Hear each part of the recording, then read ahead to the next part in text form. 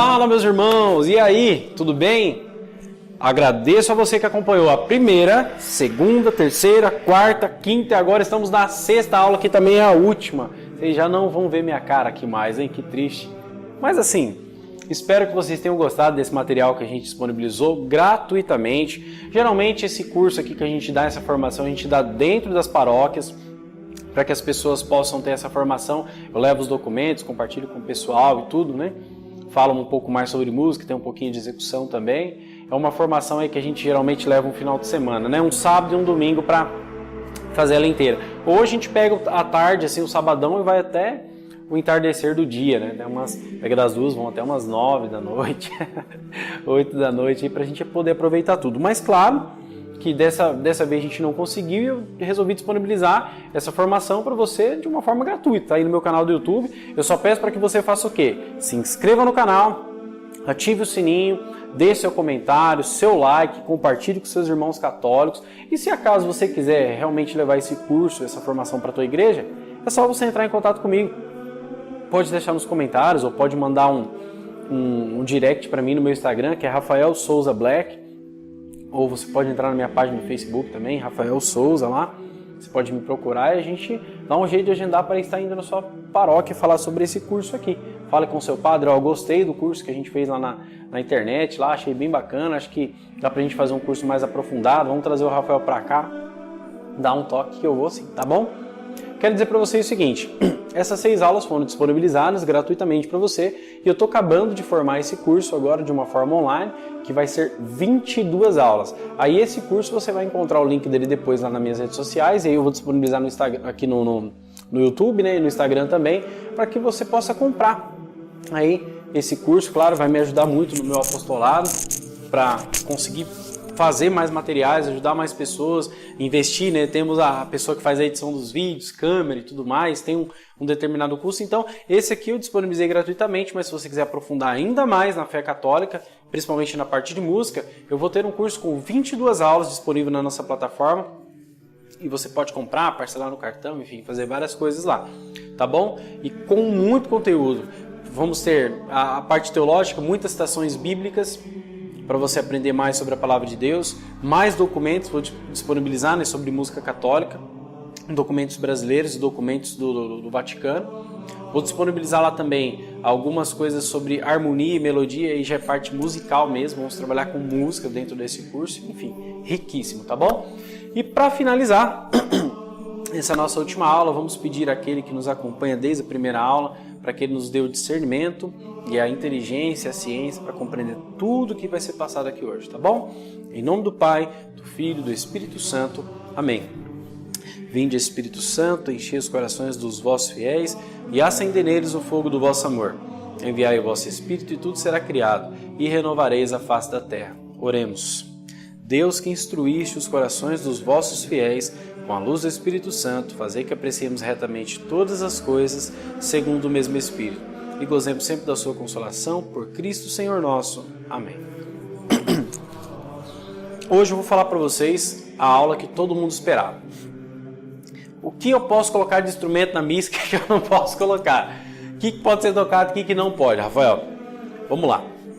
A igreja pede para que a gente não perca a tradição, tá bom? O que é a tradição? O canto gregoriano é uma tradição deixada por São Gregório Magno e é uma forma que a igreja vê de mais belo ao ser feita essa execução da música, né? O canto gregoriano, que é uma forma de coral, linhas melódicas que, né, em formato harmônico, é um negócio maravilhoso. Inclusive no nosso outro curso de música católica eu tenho falando especificamente sobre São Gregório Magno e várias outras coisas voltadas para o canto gregoriano. E a igreja pede para que a gente não perca essa tradição, porque é o que ela considera como o mais belo da parte musical é o canto gregoriano. É porque ele leva a gente mais próximo da oração do Pai do que os outros ritmos, do que as outras melodias e tudo mais. É o que mais nos assemelha em forma de oração, de estar próximos de Deus.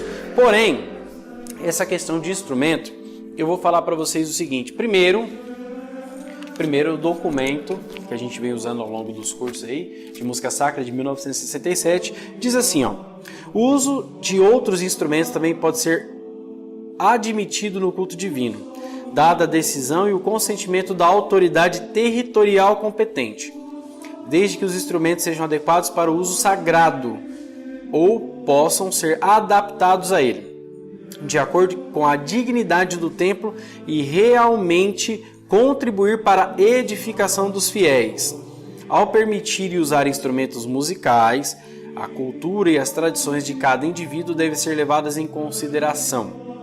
No entanto, aqueles instrumentos que, pela opinião e uso comuns, são adequados para música secular, devem ser totalmente proibidos de todas as celebrações litúrgicas e devoções populares. Qualquer instrumento musical permitido no culto divino deve ser usado de maneira a atender às necessidades da celebração litúrgica e é do interesse tanto da beleza do culto quanto da edificação dos fiéis.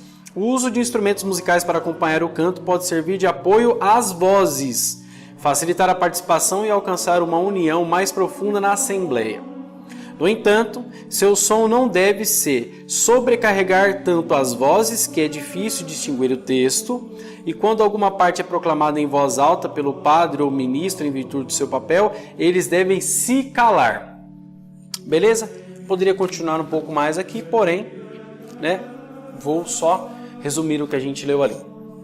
Alguns instrumentos podem ser usados na celebração? Sim, o documento diz que sim. Mas instrumentos que são usados por músicas profanas, músicas do mundo, automaticamente a igreja pede para que não toque na missa, não toque nas celebrações, porque isso tira a concentração do fiel sobre a oração e remete a ele a coisas do mundo, e aí ele não consegue se interiorizar e fazer com que aquela celebração o santifique. Isso é o que o documento está falando, ok? E de preferência que os instrumentos usados sejam para acompanhar o canto, que é o que a gente falou lá sobre o canto gregoriano.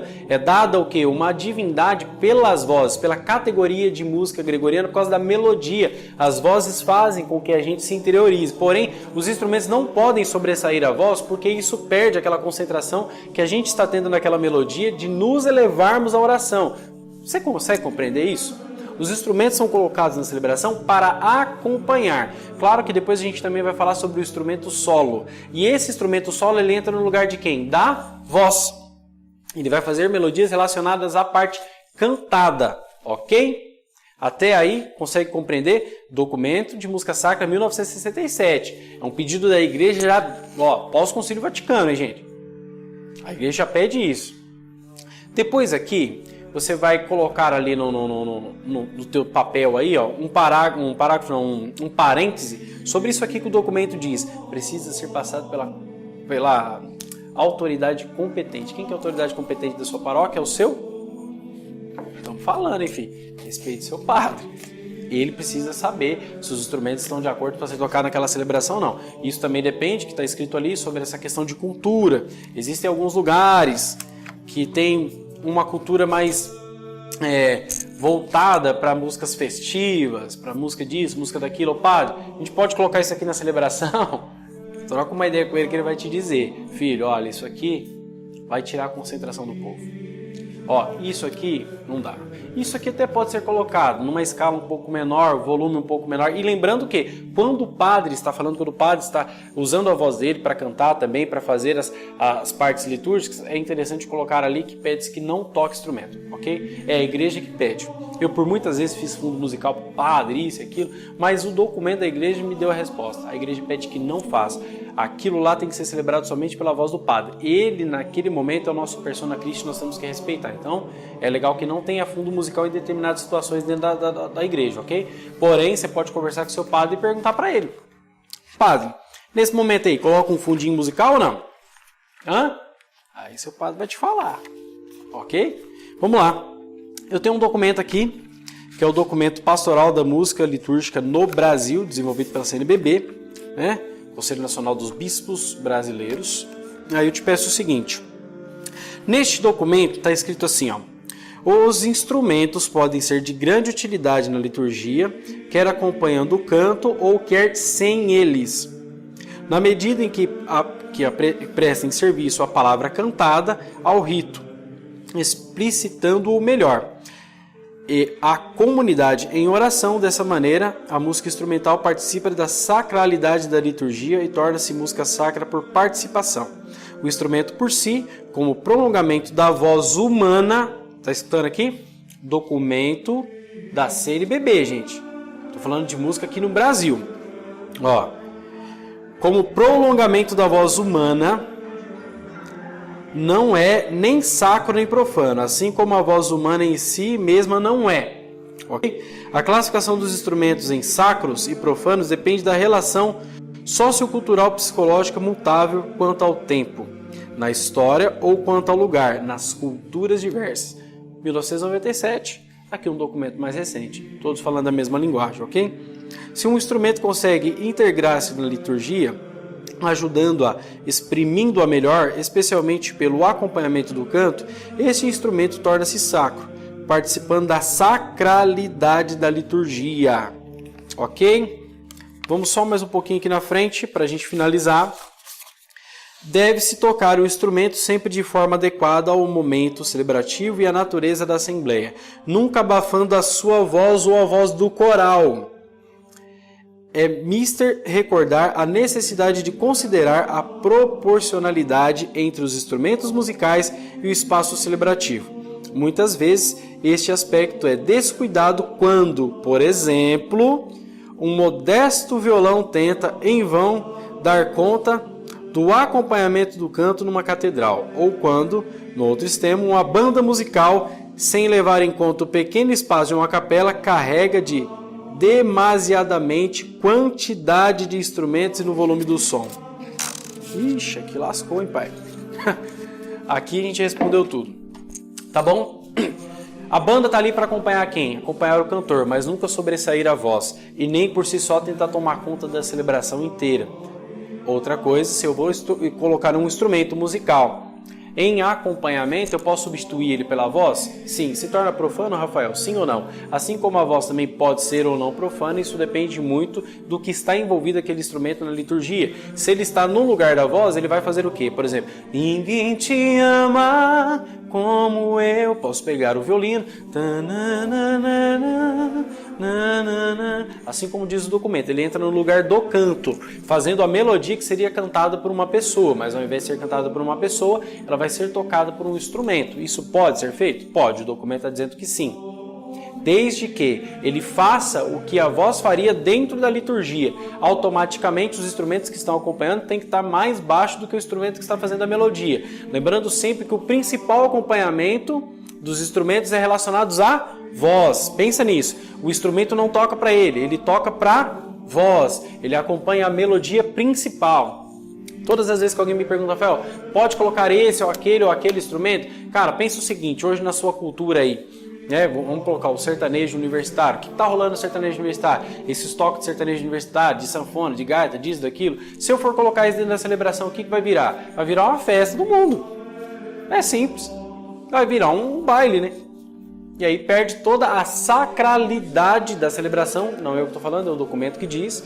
Então é viável que você troca uma ideia com o seu pároco, certinho. Eu sei que cada estado brasileiro tem um tipo de cultura, tá bom? Mas o instrumento não pode perder a sacralidade. E se ele for fazer o acompanhamento tem que ser mínimo para que o máximo da voz apareça. E nesse acompanhamento da voz, ele vai fazer a melodia que seria a melodia da voz. Ponto. É o que os dois documentos pedem. O que torna ou não profano é o como nós vamos usar isso ali dentro. Se eu pegar ritmos, coisas básicas aí das músicas que estão tocando no mundo e colocar dentro da celebração, automaticamente se torna o quê? Profano.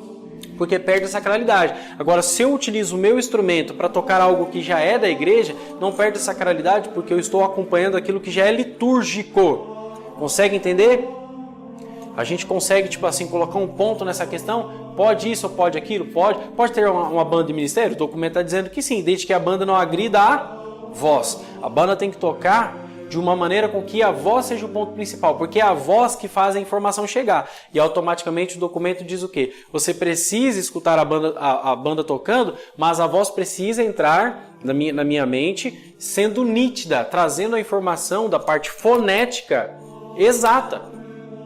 ela precisa ser cantada e eu preciso entender o que está sendo falado. Não pode ser juntado um solo de guitarra com a voz, porque daí embola. Uma virada de bateria com a voz, porque embola. Aí eu pego um solo de contrabaixo, que já é grave, com uma voz mais grave ainda, e eu não entendo nada daquilo. O que aconteceu? Perdeu a sacralidade do negócio. Você não consegue compreender o que a voz está falando nem o que o instrumento quer fazer. E vira aquela emboleira danada, vira uma salada de fruta. O que você vai fazer? Depois tem que chegar na igreja e falar assim, Pai do céu, saí da missa ontem, mas pequei, para não conseguir prestar atenção em nada. Mas às vezes você não pecou por si. Você pecou porque outras pessoas não conseguiram compreender a importância da celebração. E colocaram os instrumentos de forma errada dentro da celebração. Ok? Conseguimos colocar um ponto nisso aí? Quer saber mais? Vai ter o meu curso de música sacra, 20 e tantas aulas para você curtir lá.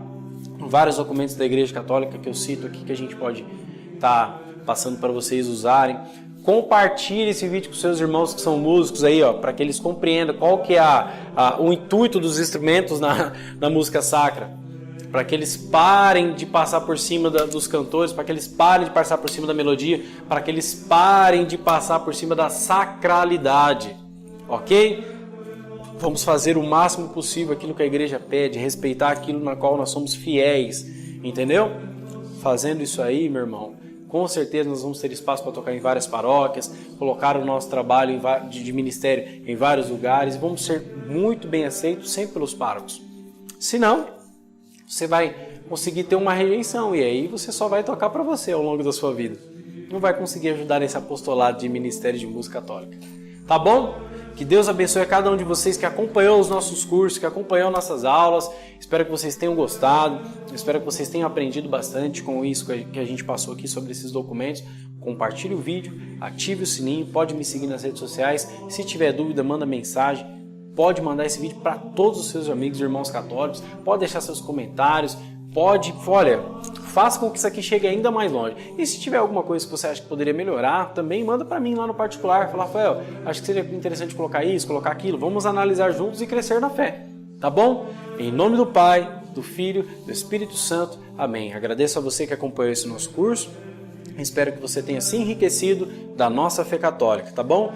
Que Jesus Cristo possa abençoar cada um de vocês e que Maria passe à frente de todos os seus planos e projetos. Um abraço.